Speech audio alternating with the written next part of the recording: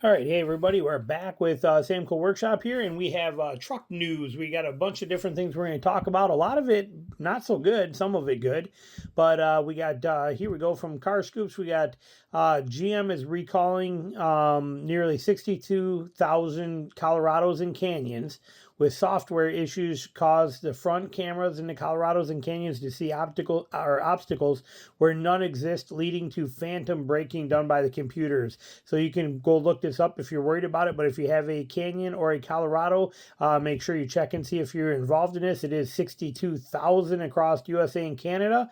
And they also, if we go over to here, just last week they had, or 2 weeks ago, they had a stop sale on all of them too. See, earlier in the week, reported General Motors issued a stop sale order of 2024 Chevy Colorados and Canyons. It was related to a software issue. This is what that software issue is.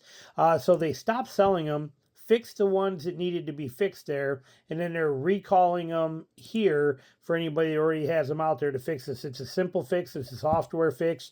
So that's a good thing. But GM has definitely suffered with a lot of software issues so far this year with, software is software, and software breaks. That's where there's a reason that, the tech industry is such a high paying with an in-demand field, because tech breaks all the time. Software glitches happen, things fail, and this stuff happens. So if you got a Canyon or Colorado, definitely check that out. GM is also recalling 820,000 pickups for a tailgate issue. This, I can't remember what this was, but it's going on like crazy. Thank God it's an easy fix. It covers 2020 through 2024 pickup trucks.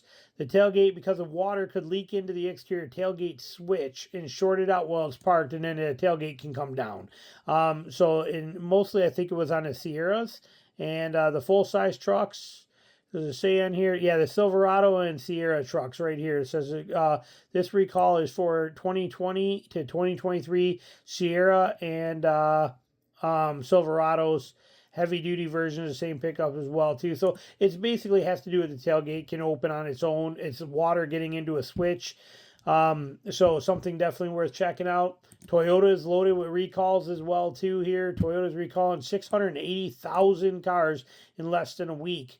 Now the good news is most of this is another stupid, simple, easy one to fix. What it is on the trucks and the Sequoias, the body on frame vehicles, there could be some weld splatter by where the axle nuts are, and that weld splatter won't let the torque get down to torque specs. If you got a little bump there because you got a little speck of weld on there, you cannot get the torque done on the bolts right, and they could come loose. So, but again, it's a real easy fix. They'll take care of it.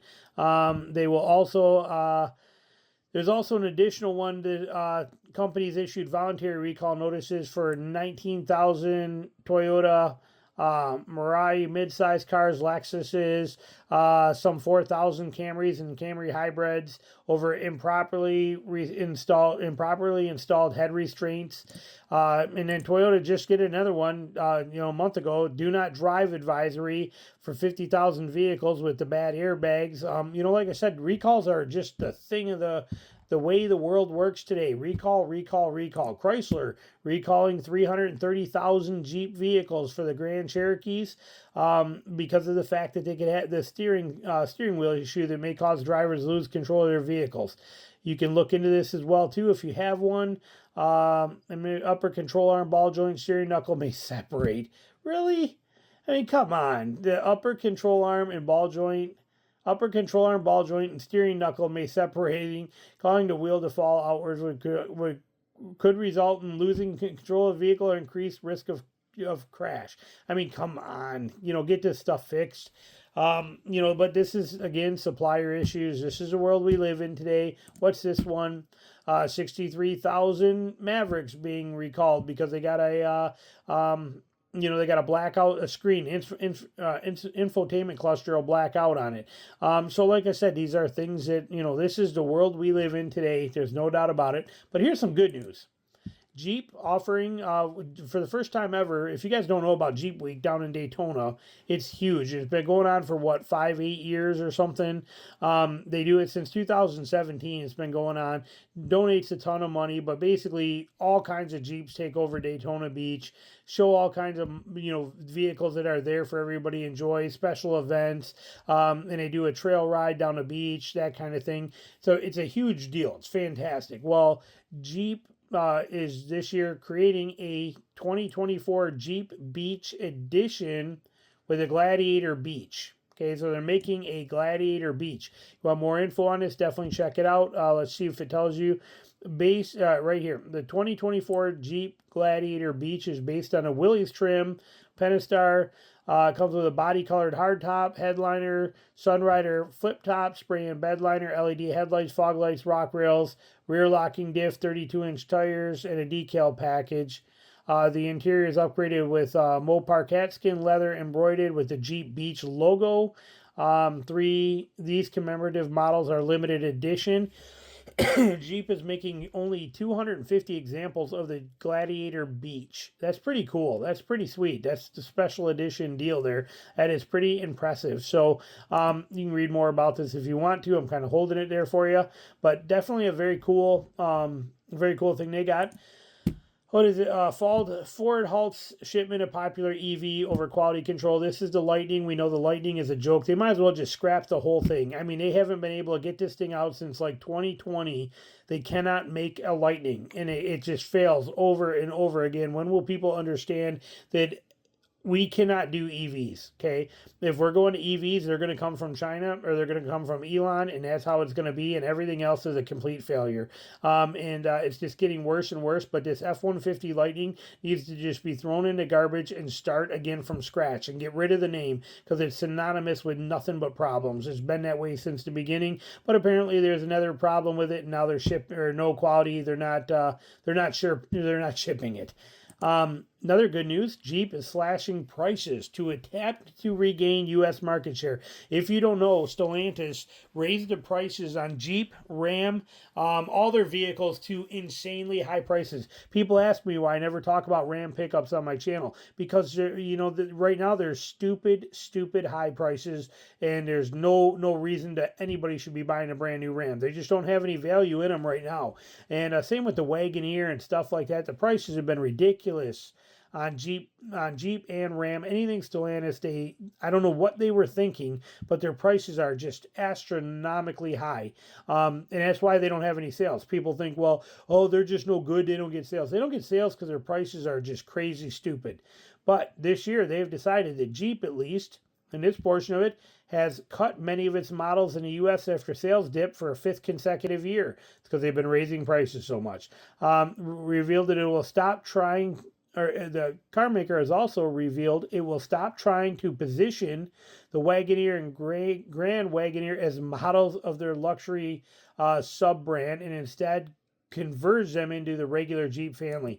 Finally, get some prices that are realistic here. We look at the price changes with the Gladiator. They were slashed by $1,700 to extend to the Grand Cherokee, which is now $4,000 cheaper than previously. Jeep is cutting the price on the Compass by $2,500, offering an extra $3,000 in content, Wrangler and Gladiator. So they're making it. They're starting to move in the right direction. Because, like I said, I don't know what Jeep was thinking. I don't know what Ram or Stellantis was thinking, but they failed miserably at their attempt to try to be better than everybody else. They failed absolutely miserable with their pricing, and we showed them that. We told them, just like we're about to do to Toyota with the new Tacoma, we told them no. We straight up said no. We will not buy your products until you get them down to reasonable prices. Look at all the Ram 1500s and 2500s and how they just sit dead on a lot. Why? Because they're priced so ridiculously high, and they don't offer any more value than any of the other models out there. So they're just going to sit there, and hopefully they learn their lesson. Here's one. What do we got here? Ford Bronco gets a $1,300 severe duty steering option to keep tie rods from snapping. Okay, really? This is kind of crazy. IFS is great until you bash into a boulder and left making repairs on a trail. This kit aims to prevent that altogether. So they're basically just going to make it the steering system stronger, but you have to pay for it, $1,300. It's an off-road vehicle. If you're having that many problems with your steering system and your tie rod snapping, it's about time you update this for free, not charge people for it. Like I said, just ridiculous how they're doing this stuff. It's a $1,300 upgrade sold by Ford Performance. Okay, I mean that's just crazy. That is just crazy that they're making you buy that. Also required to complete the job right here. Also, the kit requires a programming tool to complete the job at $495. I mean, this is just insane. You know, that's just the part. That's not counting labor and stuff too. This is just crazy, ridiculously high. And then throw in a wheel alignment and everything like that too. You got to do. I mean, it should have came this way from the factory. Ford, well done. You took what you said was the top of the line off-road vehicle that you've ever made, and now you're telling people that if they want to actually use it off-road, they got to spend $1,300 to get upgraded so you keep the tie rods from snapping. It's the world we live in. What do we got here? We got Ford CEO Farley regrets not tackling quality issues sooner. I'm not even going to read this. I'm not even going to bother with it. Okay. Here's one that made it the most recalled automotive manufacturer in the U.S. in 2023. They've been saying for 4 years that they were going to work on quality control, work on quality control, work on quality control. And guess what? They're not working on quality control. This is a moot point. Completely irrelevant. Serves no purpose whatsoever. Moving on from there, we already talked about this. So that pretty much covers our news week this time here. But what we're finding is that there's a tremendous amount of recalls, tremendous amount of things that got, I mean, there was really, in this whole thing, unfortunately, there was only like 2 good things. The good things were that Jeep was coming out with a beach edition, and that Jeep is slashing prices. Everything else on here was bad news, and that's the way things are today. Look at the fact that we're already coming into the second quarter of 2024, and we barely have any 2024 trucks on the market. They're all held up. They're all stop sales. They're all held back. They can't get parts for them. They can't be made fast enough. Like I said, we live in pretty ugly times in the truck world right now. But that's your news for the week. Thanks for watching, and we'll be back with more for you soon. All right, bye.